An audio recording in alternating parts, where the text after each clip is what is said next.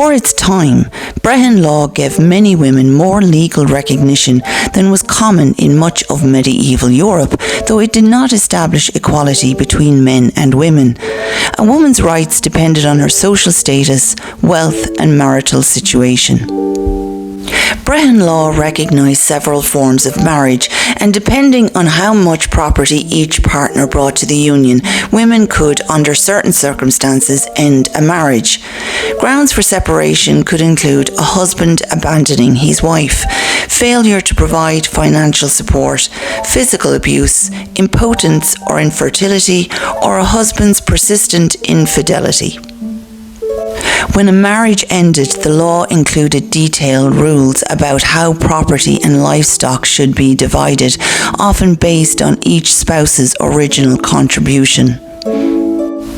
Women could own personal property and inherit property in some circumstances, although inheritance generally favoured men. Women could also retain ownership of property they brought into a marriage, and they could recover property after a separation according to legal rules. The extent of these rights varied depending on whether the woman was unmarried, married, widowed, or of noble status.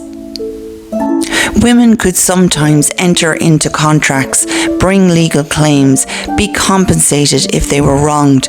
However, in many situations, they required the support or consent of a male relative or guardian, especially if they lacked independent property or status. In regard to protection against violence, Brehon Law imposed financial penalties for assault, sexual violence, and defamation or insults that damaged a person's honour. Compensation was generally paid to the injured person or their family rather than involving imprisonment. There is evidence that some women worked in skilled occupations such as medicine and poetry.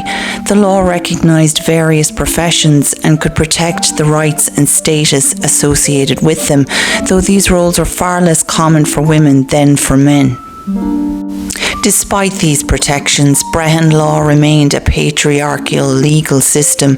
Political leadership was overwhelmingly reserved for men. Most inheritance passed through the male line. A woman's legal independence often depended on her wealth and family connections. Her legal honour price, the value used to calculate compensation for insults or injuries, was often tied to her father's or husband's status.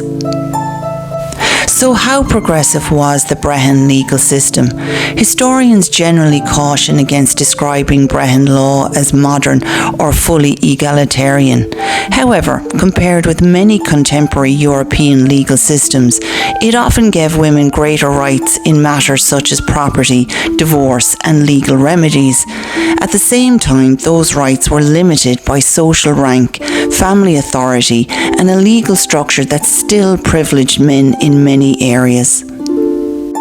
In this sense, Brehon Law was neither a system of complete gender equality nor one in which women had no legal rights. Instead, it occupied a middle ground that was relatively distinctive for the early medieval period, as women in other parts of Christian Europe often had far fewer legal protections compared with their Irish counterparts, making the Brehon Law and medieval Ireland far more advanced in its treatment of women during that period of time in history.